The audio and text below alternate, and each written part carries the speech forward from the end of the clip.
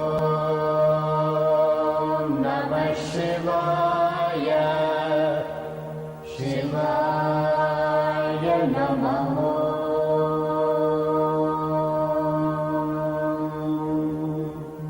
Om Namah Shivaya, Shivaya Namaha.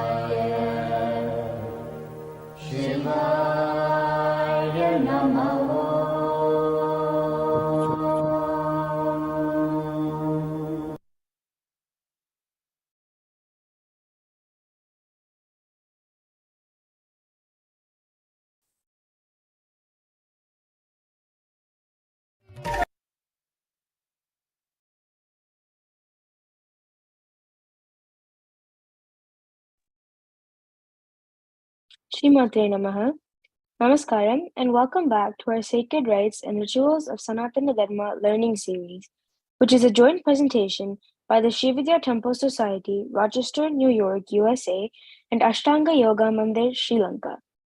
These lectures are conducted by Sri Chaitanya Nandanatha, affectionately known as Ayya. Ayya is the founder and Peethadipati of the Sri Vidya Temple. Together, both Ayya and Amma, Srimati Nyanamba, have raised a family, built a beautiful temple, and dedicated their lives to the noble mission of preserving and nurturing countless disciples in the divine path of Sri Vidya while spreading knowledge of Devi worship and the rich traditions of Saiva Bhakti.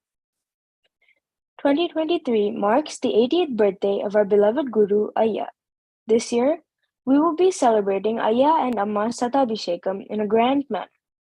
The Sri Vidya Temple will be conducting an Atirudra Mahayagnyam from July 21st to July 28th.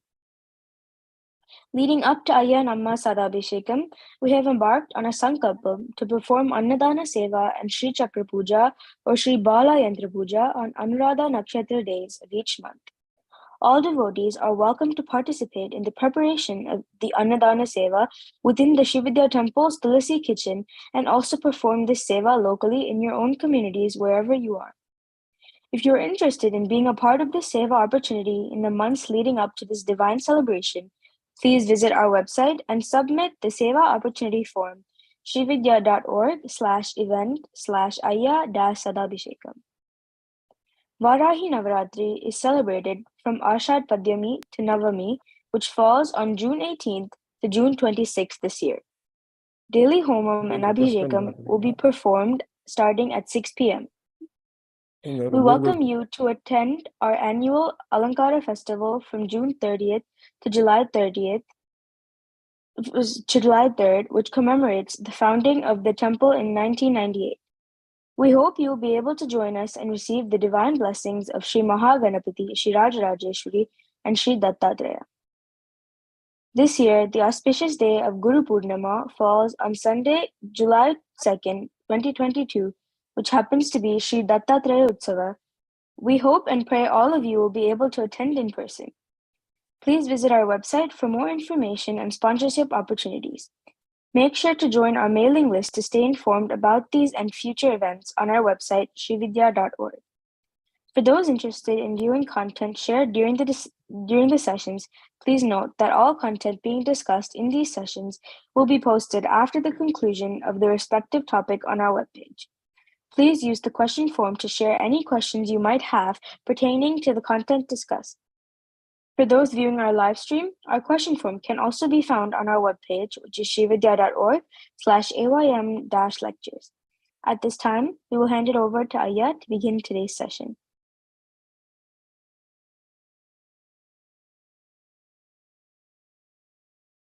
Sri Gurubhyo Namaha.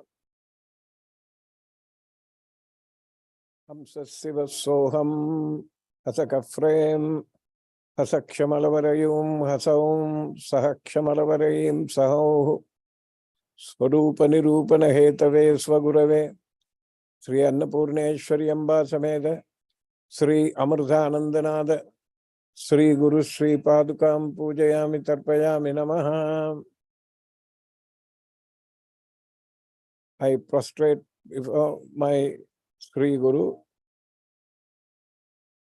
Srila Sri Amruthanandanada Saraswati of Devipuram, India, and implore that he sit on my open heart lotus and speak through me. Namaskaram. Over the past almost 2 years, we have been looking into the 25 different forms of Shiva that are popularly accepted. We should also remember there is another classification containing 64 forms. However, the 25 forms, as you know, have taken quite a bit of time to go through. It is a practice that I would like to adopt in conducting these classes, is to explore side streets. That way, the children who are born and brought up in this part of the world will have an opportunity to hear some of the stories. There are thousands upon thousands stories in our literature and in our legends. That way, we were looking at Nataraja Murti last time. Nataraja, the worship of Nataraja is important, and he is a typically South Indian Dravidian Murti.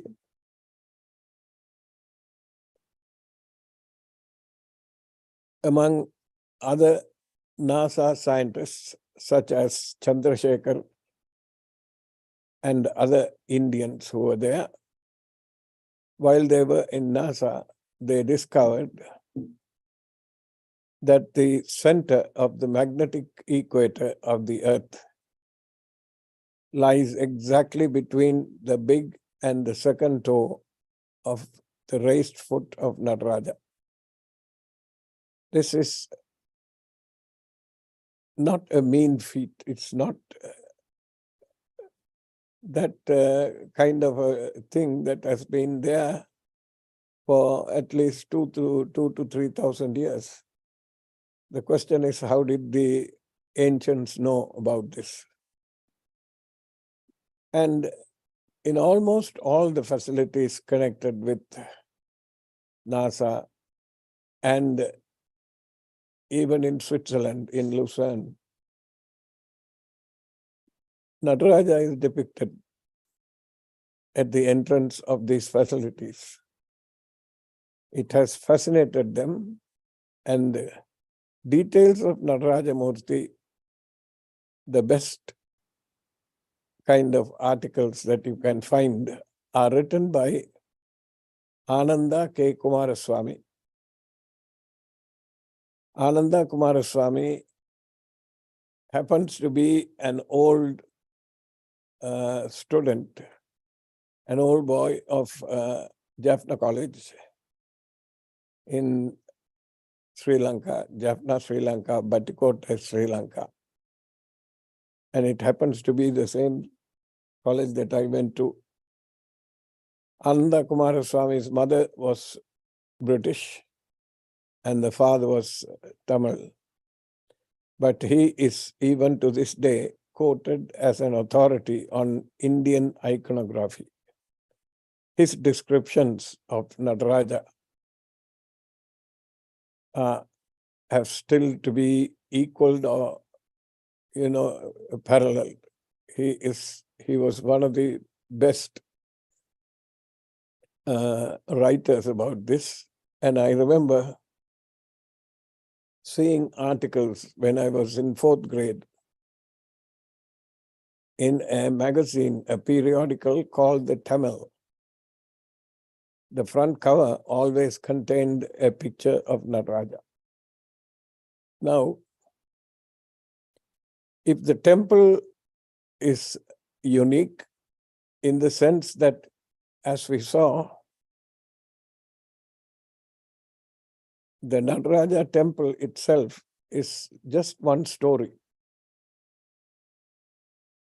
But the temple is about 40 feet deep. Looking at it from the point of view of having a darshan of Nataraja, behind Nataraja there is almost 20 feet of wall. When one goes around the Murti, one is led to believe that there is more to this temple than what meets the eye. Somewhere in the middle 80s, I happened to be in the house of my son-in-law in Boston, and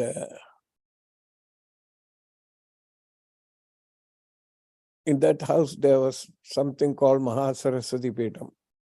The main Murti was a Somaskanda Murti, a bronze that was brought from Chennai. And prayers were held every Friday. One day, it so happened, an old elderly gentleman in his early 80s showed up, and he introduced himself as a former Dikshita from Chidambaram. As you know, the Dikshitas are not allowed to leave the temple town to pursue other interests. They're supposed to be there, and they are supposed to marry within that community. But he was retired, and he happened to be in the States, probably visiting a close relative. He heard about the pujas and he visited there, and he was fascinated that people in a western city of Boston would have pujas, perform pujas and havan during this time. He saw the Sri Chakra Mahameru in that house, and he mentioned that he has performed the Sri Chakra Puja in Chidambaram. That was the first time we heard that Sri Chakra Puja goes on, and he went on to explain that the Dikshitas must have Upadesham or initiation into Saivam, Saiva Siddhantam and Sri Vidya. Both have to be practiced. And he told us that the Chidambara Rahasyam, the actual Rahasyam, is the Sri Yantra Puja that goes on behind Nataraja. Every day, while the puja is going on for Nataraja, the puja is performed, Sri Chakra Puja is performed parallelly behind Nataraja. So this is something that you should know. This is not known outside the circles. Now, the Dikshitas, every day, one of them, there used to be 3,000. They used to be called Tillai Mooayiravar. Tillai is a tree, is a particular plant which is now extinct in Chidambaram. If you go there, Tillai was the Sthala Vriksham, the tree that was associated with the temple. They have a dried up trunk of one of those trees there, so that people will know, people will see. There are many legends and many stories connected with Chidambaram. Some of them can be found in normal literature. You can find out about the Tirumurais, the Thevarams that were located by Rajarajeswari, who was able to salvage just a handful of them. When a voice was heard from the sanctum saying that what was suitable for this day and age was saved and the rest of it was just taken back. There are stories like that. Then there's the story of one of the four great saints, Manikavachar, who is supposed to have sung all 656 verses from the Tiruvasakam and 400 from the Tirukoviyar, and a young Brahmin boy sat in front of him and wrote them down on palm leaves, etched them rather. At the end of it, once he made sure that all the songs were done, he wrote, as Manivasakan chanted, the handsome one who resides in Chittambalam wrote this and disappeared along with the palm leaf originals. And that palm leaf original,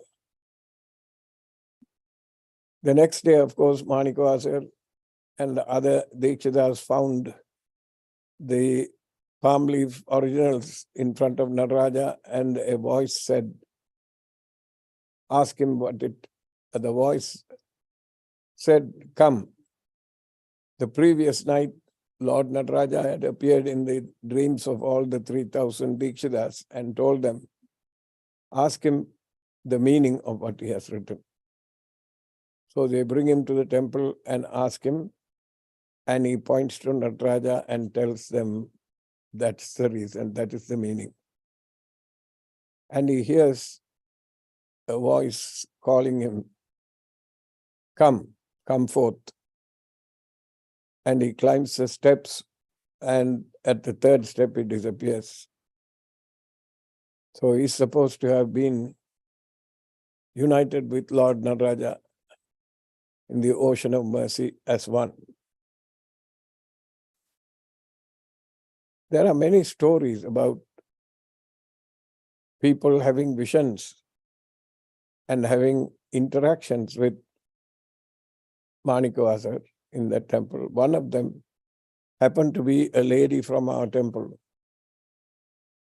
She used to go to Chidambaram every year. She was crazy about Nataraja. She was very devoted to him. And on Arudra Darshanam days, she always happens to be there. And the crunch of people in Chidambaram on Arudra Darshanam is something that you have to see to believe. And on one particular time, when this lady, her name is Saravanamuttu Parameshwari. She was called teacher party by everybody here in the temple. She tried to get in, and due to her advanced age, she was in her 70s. She could not pass through the crowd. And from somewhere, a young 19, 20-year-old young man appeared and told her party, I will take you. And he took her close to Nataraja, and when she turned around to thank him, he had disappeared. And from her description, we guessed that it was Manikavachar who had appeared. Along with that, there are two other sages who worshipped Nataraja. One was Vyakrapada, the one with a tiger's foot, and the other one was Patanjali. And the Lord is supposed to have danced for them so that they could hear the anklets and the bells ringing when he was dancing and keeping time. So these are some extraordinary stories in Chidambaram. This is the lady that you see, and ultimately, when she breathed the last, she passed away on Arudra Darshanam day. I don't think there's any further proof required to understand that the Lord absorbed her into his feet. She discovered the place called Patkadal. In one of the songs, it says, Palukku Palagan Bendi Aladida Patkadal in the Piran. Patkadal is Kadal means sea. A sea of milk is supposed to have been given for the sake of a little child. She discovered that, and she went to courts and fought over many years to try and get rid of the encroachers. In this particular place, Patkadal, they had already established a school, and it was running a private school, and they were making money out of this place. And the temple where Lord Nataraja is supposed to have written the Tiruvacham, as Manikas had chanted, also was discovered by her, and she renovated it and performed the Kumbhabhishekam there. So these are some interesting stories that you should know about Nataraja. Also, one of the 108 Divya Deshams, is located just in Chidambaram. If at a particular point, if you stand, you can see both Govindaraja Perumal and you can see Nataraja, which is a rare thing you will not find anywhere else. And again, people think that there is no Moolavar that there is no Moola Lingam in Chidambaram. There is. It's not that it is not there. The Shivalingam is there. People are so used to worshipping Nataraja, the Utsava Murti, that they forget to go to the Moolavar. And there is also a separate temple for Shivakami.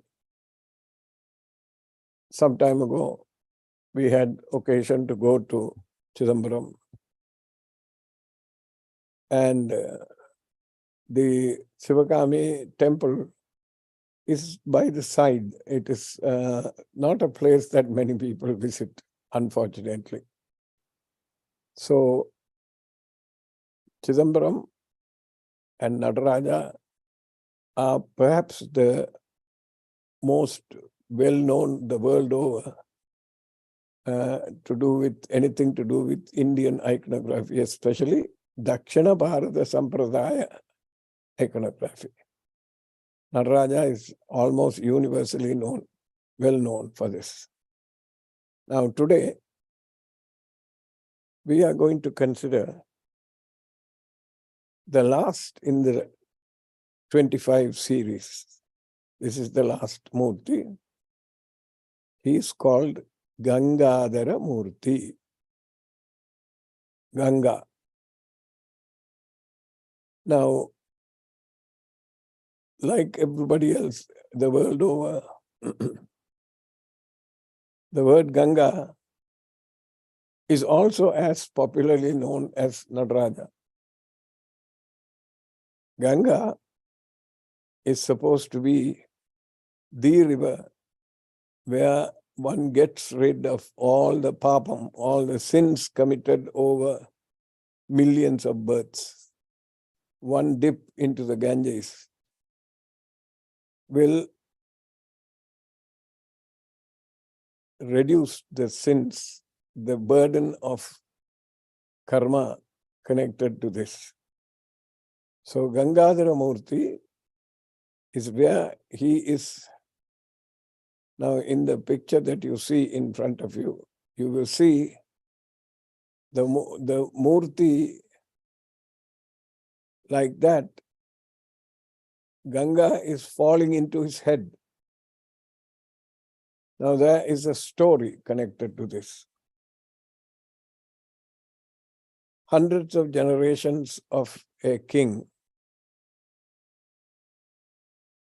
their consciousness would not gain any kind of rest after their deaths.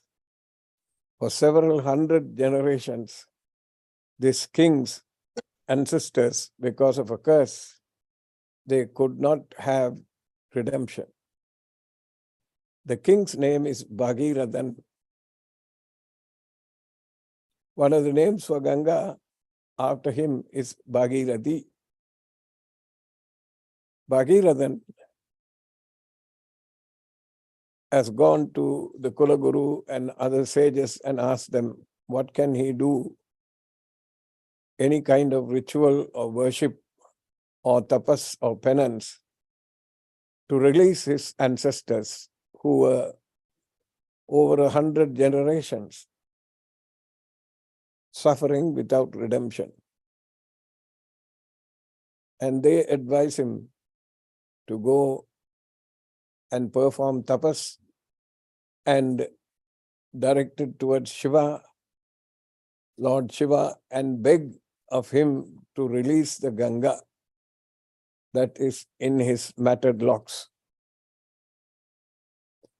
Now, part of the story is that because of the heat of his penance, it is said that in the Devalokam, if a human being on the earth performs severe austerities, the heat increases in Devalokam.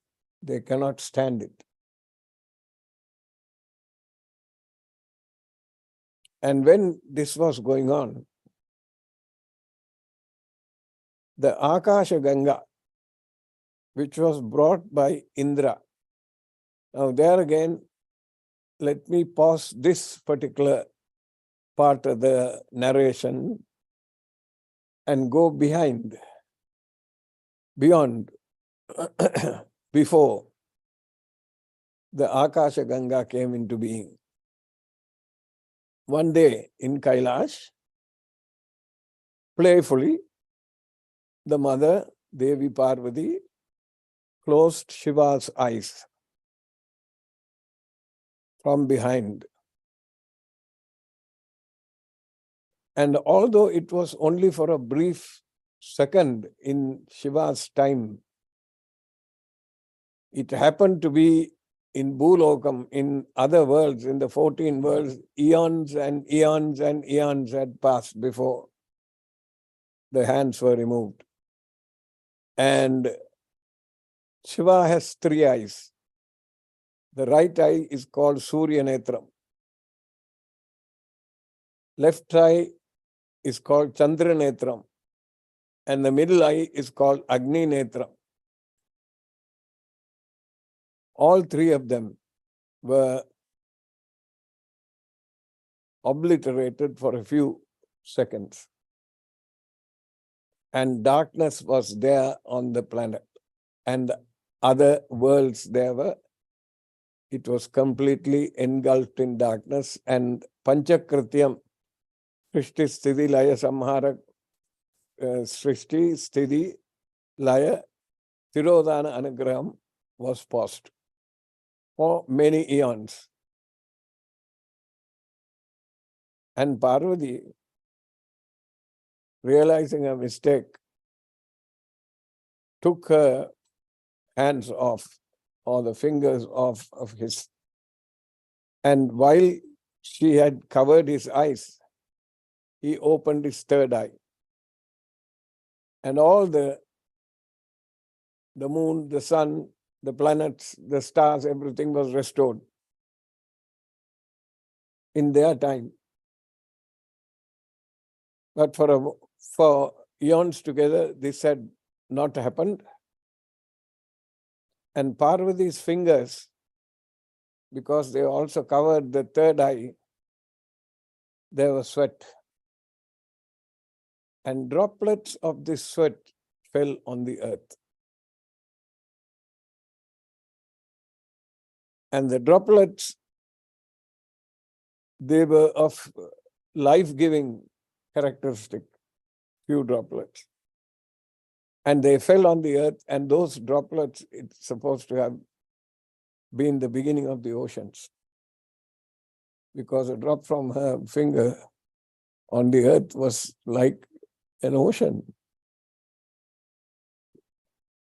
And looking at the life-giving, life-saving, life-nurturing qualities of this liquid that came from the heavens, Brahma and Vishnu are supposed to have meditated and performed penance and begged Lord Shiva to give them a few drops of that water too.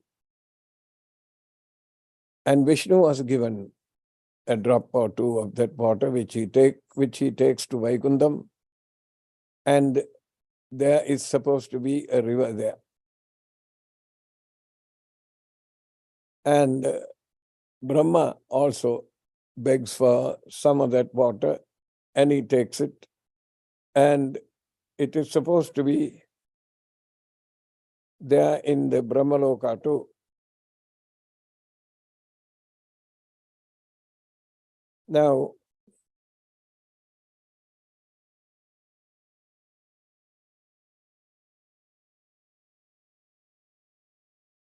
Varishanadi river, the river that Vishnu took to his place, is called Varishanadi river. And if you bathe in that river, all your sins will be forgiven and you will be purified. And the river that Brahma created from those drops of water is called Manatirtham, Manasam, mind, which means anybody who focused on that river and worshipped, it's like bathing in that river, their minds will be purified. And the third person also took some of those droplets from Shiva, and that happened to be in Indra. And in Indralokam, in Devalokam, it became Ganga, Deva Ganga. And what happened when Bhagirathan worshipped Lord Shiva, beseeching him to send the Ganga that is there? And what happened? Ganga was not pleased that being a river in Devaloka, that a mere mortal like Bhagirathan could access her. So at the command, she descended like a pralayam, like a doomsday flood. And what happened to Shiva? What happened was Shiva caught her in his matted locks and trapped her. She couldn't find her way out of it. She wanted to come with a force of 1,000 deluges and wash away everything. Shiva caught her in his locks and trapped her. And it is also said that she was traveling around in darkness without knowing how to get out of this. And Bhagirathan, in the picture that you see him standing there in supplication and in doing tapas, standing on one foot, asking for the Ganga to be released. And Shiva is supposed to have released her, and she is supposed to have touched the earth. And again, because he did not want her to be uncontrolled, with uncontrolled passion flowing away and washing everything out, he made her make her entrance in Kasi. Kasi is supposed to be a Trisulam. The central point of the Trisulam is in Manikarnika Ghat. And the other two are in other places in Kasi, one of the Ghats, one on either side. So Bhagirathan is supposed to have done the ancestral rites, the Pitru Karyam that he had to do. And because of Bhagirathan, because of his tapas, today we have the Ganges river flowing, and in some places in Kasi, she meanders through the Himalayas. the point at which she is beginning, actually, if you look at it in modern terms, it's the Himalayan glaciers. The melt from the glaciers is what brings the Ganges and Yamuna and other rivers there. The place is called Gangotri.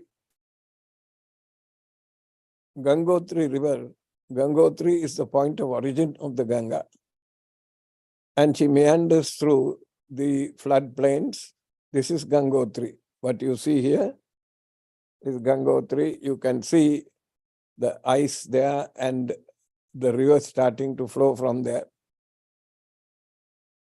Now, when this happens, when she meanders through the thing in Kashi, she is Uttara Vahini. She is flowing from the south to the north.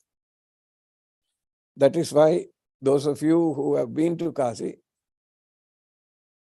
in Hanuman Ghat, which is almost at the southern portion of Kashi, Manikarnika Ghat is to the north of it. So when you take a dip in the water, you don't dip in the water that contains the ashes of people who have been cremated, because 24 hours of the day, 365 days of the year, ashes are being dumped into the Ganges. And presently, Prime Minister Modi in India has done a great job of cleaning up the Ganges. He actually stood for elections as Kasi. And when he has done that, he also gave an undertaking that he will make sure that the Ganges is purified, that he will clean it. And the tender was offered to a Japanese company who were doing a fantastic job. One of the things that happens in Kashi is that there's no smell, nobody cries, no crows will fly overhead, which is a very peculiar thing, especially in India. You won't find any crows in Ganges. And if a pregnant woman or a cow die in Kashi, you cannot cremate them, or you have to cremate them outside. You cannot put them in those days there was this habit, people would take the dead bodies and dump them in the middle of the river, and the fish will eat the bodies and things like that, but it got to be out of control at one point. So he has done a good job about this, and he continues to do a good job. So when Bhagirathan came, because of Bhagirathan, we got this Ganges flowing in Kashi and other places. There are many other places like Uttarakhand. If you go further up, if you go Rishikesh, the water is purer because it is just out of the glacier and it is clean. Now, here is another side street that we need to explore. In Kanchipuram, until 1994, there was a great sage. Most of us South Indians know him as Maha Periyava. He is the 68th Acharya of the Shankara Matam in Kanchipuram. 68th Pattam. His name is Sri Chandrasekharendra Saraswati. There are two titles associated with Kanchipuram Shankaracharyas. One is Indra, the other one is Saraswati. So all of them are named. You will find the name Indra and Saraswati coming. Chandrasekharendra Saraswati, Mahadevendra Saraswati, Jayendra Saraswati, Shankara Vijayendra Saraswati, like so on and so forth. Somebody asked him, when Bhagiratha, his ancestors, all the ashes, they were burnt to ashes. And the ashes, there was a mound of ashes there. and it is associated with the sacrificial horse of one of the kings, the Ashwamedha Yajna horse. They are supposed to have made some errors and grave mistakes. That is why some of those kings of Bhagiratha's ancestry were cursed. Mahapariva said that California, the state of California in the United States, is where he went and performed tapas. And if we can get a map of California up on the screen, the California map will show you there are places called Horse Island, where the sacrificial horse is supposed to have been. Can you highlight the places? Horse Island and Ash Island.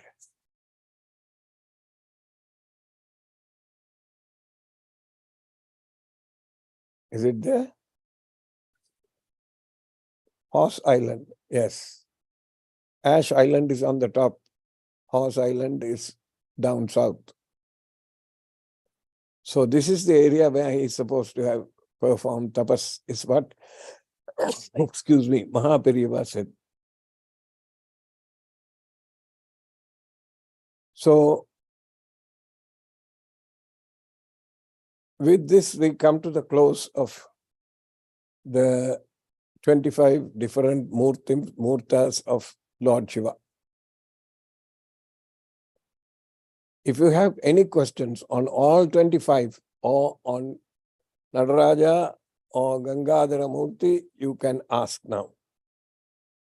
We have 15 more minutes. Do we have questions?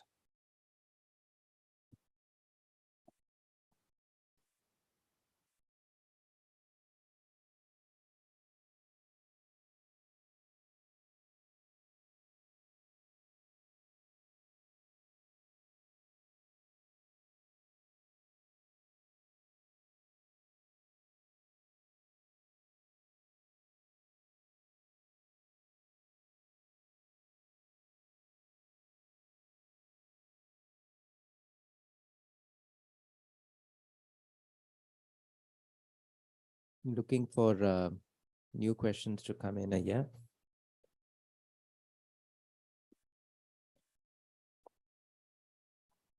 Did we answer all the questions last time?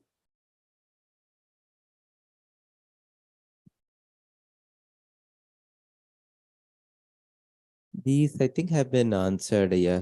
Most of the ones from previous series. One question, based on what you were talking about today, is again, when we talk about Ganga in Shiva's matted locks, right? And then Akasha Ganga, so on. Is that a reference to the Kundalini Shakti? How do we map all of this to yoga? According to Guruji, if you perform Shatchakra Japam or Parayanam of Lalita Sahasranam or Khadgamala Stotram or Trisadi or Ashtotram, any worship connected to the Mother and Subramanya, the Kundalini will go up and merge with the Lord and the Sahasra Kamanam. And it is, in scientific terms, it is very interesting because there is something called a thumb-sized organ in the ventricles of the brain surrounded by cerebrospinal fluid, CSF. At optimum levels of oxygen going into the cerebrospinal fluid, into the pineal body, pineal stalk, hallucinogenic compounds, you can even call them psychedelic compounds being formed. Some of these are called methoxine, methoxyhamalan, right? Melatonin, serotonin, and so on and so forth. Now, Guruji used to tell me that when the release of melatonin, serotonin, and these hallucinogenic compounds occur in the brain, you will feel a cold shower emanating at the top of your head, beginning and drenching every nerve follicle that is there in the body. So you will get a cold shower coming from the top of the head all the way down, beginning with the spinal column, spinal cord, and then bifurcating and branching out into the various organs. He used to tell me that this is the Akasha Ganga. And the Amardam, the crescent moon on Shiva's head, is supposed to denote the Amrita Kalasam, the vessel of nectar. And that would be broken when the Kundalini pierces through that. And the nectar flows down. And the nectar is the Akasha Ganga from Devalokam, that it comes down. But of course, in the physical world, the Ganges River is there. And you will notice that even in the normal pujas that we perform, first name that comes is Gangeja Yamune Shaiva Godavari Saraswati. Gangeja Yamune. So first is Ganga. She is the primary one. From there it comes. The Ganga story is also connected with Pandaripuram, where all the great Maharashtrian saints like Namadev and all these people were there. They used to walk around the temple and they used to come singing. Sometimes, even to this day, they walk 400 kilometers coming to the temple. And when they come, all these bhaktas, they'll find these people coming up in groups of hundreds of them with talams in their hand. And the most commonly sold commodity in the stores, in the shops around Pandaripuram is supposed to be talam. And the devotees in religious fervor, they throw a black-colored powder on them. It's called bukka padi. It's thrown on them. And they sing and come to the temple. And they, because such saints have walked on this earth, they will roll on the ground, on the earth. Now, the story of Pandaripuram is very interesting. Narada is supposed to have visited Lord Krishna in Dwaraka. And during the conversation, Lord Krishna has told Narada, there are devotees, lots of devotees coming, but every time they come, it is always Kamya Puja. They ask for something. They'll sing my praises and then they'll ask for something in return. And I had to give that. I am tired of this. Isn't there somebody who just worships me for the sake of worshipping me? Narada tells him, you go to this place. And there's a fellow called Pundalikan there. If you go there, you will find out. He asks, what is so special about him? And Narada says, you go and find out. So he brings Rukmani and they both come. It is raining. And he comes and stands in front of Pundalikan's house and calls out, Pundalika? No response. Again he calls him, Pundalika. Then from inside he says, wait there, I will come to you soon. And Krishna, thinking that he doesn't know who has come, he says, I have come. I am the Rana of Dwaraka, Krishna. So from inside he hears the words, whoever it is, stay there. And then he notices that it is raining, so he runs out from inside, a gentleman, and he puts 2 bricks and asks Krishna, it is raining, don't get wet on the, if you stand on the ground, you will get wet. stand on these bricks, and he puts 4 bricks for Rukmini and Krishna and goes back inside. And Krishna is puzzled, even knowing that, the Lord of the universe has come here. What is he doing that is so important? And he looks inside to see both Pundalikan's parents are very old and they are unable to move and things like that. He has just fed them and he is fanning them so that after the lunch, after a heavy lunch, they can go to sleep. Once they go to sleep, he runs out and he falls at Krishna's feet and says, I have done an avacharam, a great sin. Even knowing that it is you who has come, I didn't come, but I had to take care of my parents. And Krishna tells him, you are so lucky that you have your parents. Because when I was born in prison. And I had to be smuggled out. And I never got the opportunity to do service for my parents. And he asked me for some boon. And the Krishna river was flowing about few kilometers from Pundalikan's house. He tells him, make the river come close to me so that I can, because I have to carry my parents all the way to the river and bring them back. And Krishna says, okay, I will give you that, but even that you're asking for your parents, not for yourself. What can I do for you? So the river turns and comes close to, it makes a turn and comes. And very recently, about 5 weeks ago, I read in one of the journals that they have discovered where the original river was flowing. They had gone and studied the thing, and the scientists have found out where it was flowing, and it was actually flowing far away from his house. And it curved like the crescent moon, so that river is now called Chandrabhaga.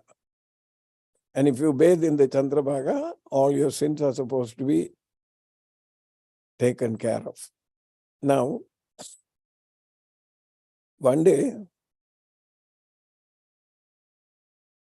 3 dirty-looking women had come. And a person was watching them. They came, and the steps that were going to a house, they cleaned the steps with great care and put rangoli on them and put flowers on them and touched the thing and worshipped. And as he was watching, the dirty women became resplendent. They became illuminated and decorated with finery and all the rest of it. And he goes and asks them, what happened here? Who are you? So they say, Ganga, Jamuna and Saraswati. These 3 rivers had come there. And they say, throughout history, people come and bathe in us and leave all their sins to us. We become dirty.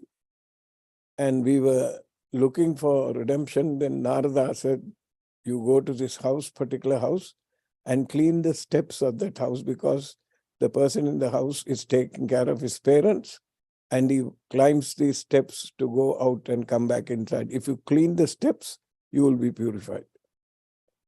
So then they understand, Pundalikan understands the value of being able to worship the parents. So this is one of the story. And there is another story that says the river Narmada is unlike any river in India, because the bedrock of the river is supposed to be the body of Shiva. It's not granite. So the story goes that Ganga comes to Narmada once a year and bathes in the Narmada river to get rid of all the papam that she has accumulated through other people's sins. So these are also 2 side stories that you would know about, you should know about Ganga. Further questions? Anything has come? Yes, yeah. So there are some general questions, I think, not specific to today. One question is, your first personal Murti was Nataraja and Shivakama Sundari. Why did you choose them? And can you also tell us about where they came from? My first personal Murti was not Nataraja or Sivakama Sundari, it was Subramanya. And Subramanya as Bala Sannyasi, as he is in Parani. He's a little boy with a loincloth standing there with a cane. There's no veil at that time. And I used to have a picture of him on my study table. And when I go to bed in the night, he would be facing me. And when I wake up in the morning, first thing that I see is his. And I worship him at that time. And I worshipped him beginning from 1964-65 when Mataji gave me the mantra diksha for Subramanya. So he was my first Upasana Murti. Nataraja and Sivakama Sundari were purchased in 1974. When I had left Sri Lanka and gone to Zambia on a 3-year contract with the Ministry of Power, Transport and Works. After 3-year completion of the contract, the government of Zambia sends the expatriate officers back home, paying their passage, paying for their vacation. You have to stay for 2 months before your visa can be renewed again. And you have to sign another contract. So we have 2 months to enjoy. On the way home from Zambia, at that time also, I must tell you, there were almost impossible customs regulations in force in Sri Lanka. Later on, I realized that the Sri Lankan government, by design, they did not want the importation of any Indian idols, which will invariably be Hindu, Shaivite, Sanātana Dharmic. They prevented that, and this was an artificially inflated customs. The customs will charge you for this. The duties were unnecessarily inflated. This was found out later, but anyway. We landed in Chennai. And my daughter was 2 years old at that time. My personal teacher, the late Sri Satyalingam and his wife Neelambige, both were in Chennai at that time, in Koturpuram. They were actually the neighbors to D.K. Pattamal. And Satyalingam Mama had a passion for South Indian bronzes. And his house was full of them. They were not small bronzes, they were 18 inches tall to 2 feet tall. Beautiful pieces. Now, I told you when I was little, there used to be a periodical by the name of the Tamil. And many of them carrying articles on South Indian iconography and South Indian bronzes. I was in 4th grade, so I didn't have the opportunity to read any of them. My sister, my older sister, used to subscribe to this magazine. And every magazine, every issue had the picture of Nataraja in front. And somehow that image stayed with me.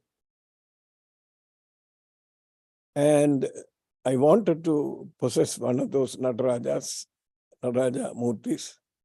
But I was also told later on by talking to some of the people who were in the know, that you should not keep a Nataraja alone in the house. You should always have the Devi next to him. So we were looking for a Nataraja. We found Nataraja at Kadik Gramodaya Bhavan. What is the other place? There is another one. Poompuhar, sorry, in Poompuhar. Poompuhar is a South Indian Tamil Nadu government enterprise. And we found Nataraja there, but we could not find a Shivakami to match the Nataraja. So reluctantly, we walked away from there.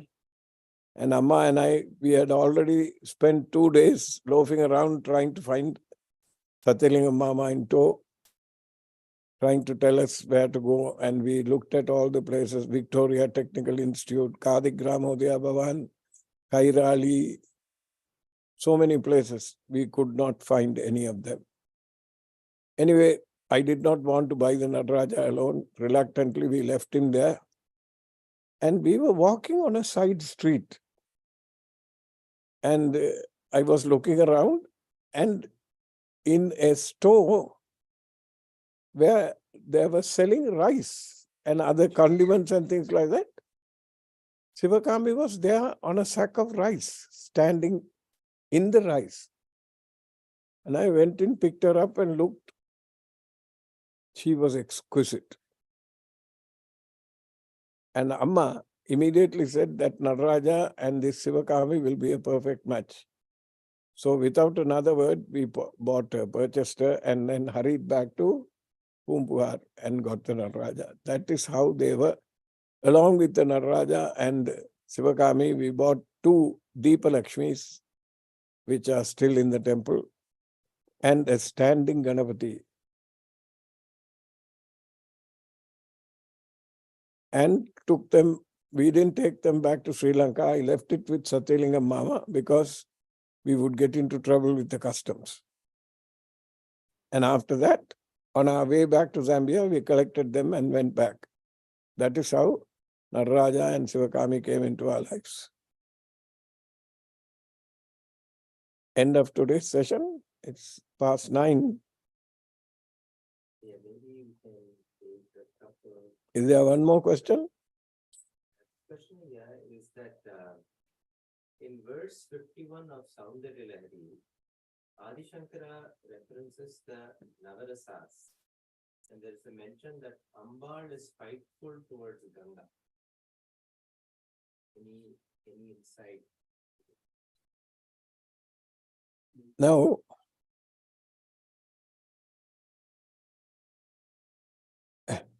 this is a case where human beings have lowered their emotions and placed them on the emotions of the gods. The implication, the implied meaning is that Devi is angry with Shiva for having chosen Ganga and hidden her in his matted locks, because she is confident that she will, as a proper lady, proper deity, she will never look at the face of her Padi, her husband. Now, momentary look at the Padi resulted in the birth of Ganapati, as you can see from the Sahasranamam. Kameshwara Mukalo Kalpita Sri Ganeshwara, that one. So, let alone looking at the face, you think she will ever look at the hair? So, the implied thing is that Shiva concealed her in his hair and that she was not very pleased with the... I think these are stories that, you're trying to express and impose human emotions on the gods and goddesses. On the one hand, you describe Devi as Nirmalam and Shiva as Nirmala. How can they have any blemishes like this? Kama, Krodha, Lobha, Moha, Mada, Vatsaryam, they can't. So Krotam, Devi is supposed to have been displeased with Shiva. So I think you have to take these things with a pinch of salt. And besides, the Navarasam in Bharatanatyam, when they perform the dances, from the face, the facial expression, you can tell all the Navarasams, the 9 different types of emotions. And Devi is supposed to be the repository of all 9 emotions, because she also is a dancer along with Nataraja. So much so that the late Pittukuli Murugadas used to call her Tillai Atakari, the one who's dancing in Tillai, in Chidambaram. Okay, we'll meet you next time, next week. Thank you. Thank you, Aya, for today's session about Shiva. At this time, we will hand it over to Vyas Uncle from Ashtanga Yoga Mandir to begin our yoga session.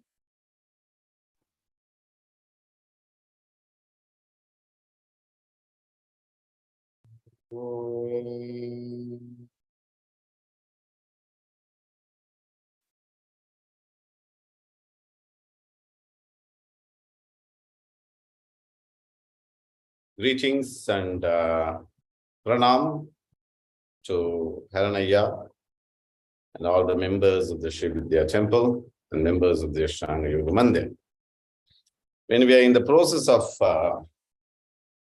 doing the pranayama, and very specifically advanced pranayamas, or we can sometimes, it's also called as the kriyas, there are few asanas which is done. So sometimes there are certain people who do the pranayamas and the mantras at the Brahma Muhurta. Stomach is empty. When the stomach is completely empty, after the bubble movements, the type of prana which flows is different. But once you consume food or any form of liquid, then the prana which emits is slightly different. But those who have any concerns, dry stomach, or if there are some wounds or something around the stomach layer, then a little bit of water or a little bit of milk, if you're not diabetics, mixed with honey, taking is always nice, because sometimes when you do the pranayamas or asanas or mantra chanting, the stomach becomes drier. When the stomach becomes dry, then you don't feel like continuing it for more than an nalihe. One nalihe, 24 minutes. So this practice is generally is good in case if you are doing it after any forms of different food. Very simple practice. You will sit in Padmasana. So in Padmasana, you have this something which is called as the Purna Padmasana. Your navel is there. On the side of the navel, both the heel touches. So that is what is called as the Purna Padmasana. Toppulukku, valadu pakkamum, idadu pakkamum, தொடர்ச்சியாக குதிக்கால் தொட்டுக் கொண்டிருக்க வேண்டும். Then you hold the ears. So this comes as the Dubhipuja Karana Kriya or Topu Karanam. You come into this position, you take a deep breath, and then you touch it. Your right elbow touches the left knee, and then you come up, and then slowly you start doing it this way.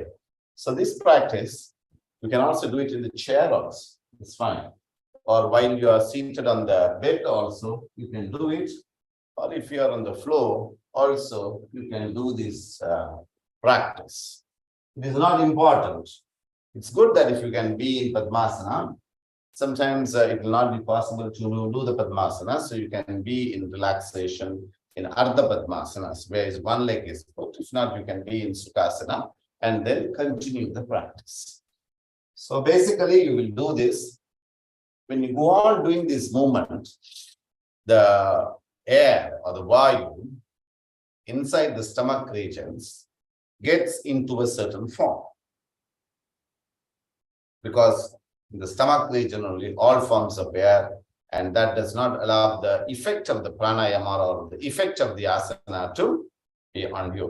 So you do this practice for 27 counts, and then after that you be like this. You need to look up, nicely breathe in, and then you come up, and then you do it on the other side. And so maximum, if you can do that movement for 27 times, that is moving to the right and moving to the left is one count, like that you do 27 times, and then you be there for 54 counts. Sometimes for you to hold it like this and be, so this is your knee, you have to be out of the knee. So it's like this. Sometimes if you feel that is strainful for the stomach, it's all right. Initially you can hold it like this and be like this. Look up. Just adjust yourself. Even on the chair, if you are doing that, you can do that. So do this, and then after that, take Dirgha Swasa. All of you know the Dirgha Swasa is the deep breath. Once you finish that, then straighten the legs, relax yourself. And then after that, bring the left leg in, bring the right leg, bring your right hand, hold, the right ear. So you can keep your hands here. For some people, due to the stomach pressure, the leg may start moving. So you can hold it like this and then be like this. This is also one of the practices which is done for memory. This is also a practice. The sequence is also done for people who have hypertension, or sometimes for special need children. With the support of the parents help in doing these practices. So they bring the child to this position very in a simple manner. So you try to hold it. So in case if you're not able to hold it, then you just try to touch it. Or you can even touch the chin. So be there for 54 counts. Then you relax yourself. And then after that, you do it the same thing on the left side. So left leg comes up, left hand, and then you hold it so that it doesn't slipper. And then after that, you hold it. So when you're holding it, thumb, if you are able to hold it, is great. But sometimes for some people, it's challenging. So you hold it like that. In case if you feel difficult, you can just lift your foot up. That's fine, no problem. The basic idea is that you come, you hold it like this. If you feel very comfortable, you can be like this. So do this practice, start with 27 counts, and then go ahead with the 54 of being there. So that is a second technique. Once you finish that, interlock your fingers and then arch yourself. Inhale and then exhale. It all depends on the level of the flexibility. In case if your body is very comfortable, especially if you are on the bed or something, you can come like this and then come into this position and touch. Be like that.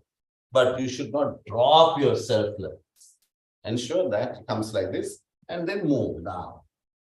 So like that, you need to go on moving. So where you place the elbow is basically you have the hip, your hip is there, straight in this line, anywhere you can place it. But in case due to age and due to any other health issues, if you have a problem, initially you can also do it like this, where the elbow comes and touches. But ideally, even if you don't touch the floor, even if you can be like this, that is perfect. And then if you are fine, then come into this position, be there for 54 counts, and then come up, and then you do it on the other side. So in yoga, this specific technique is also used for stomach region, waist management, weight management, which is very effective. If you are able to do for 108 times, just do it for 27 days, you will see a wonderful change. So once again, thank you very much. My pranams to Haranaya and all the members of the Sri Vidya Temple and members of the Ashtanga Yoga Mandir. We'll complete the session with the Shanti Mantra.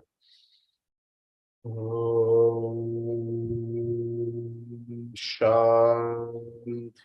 Shanti, Shanti.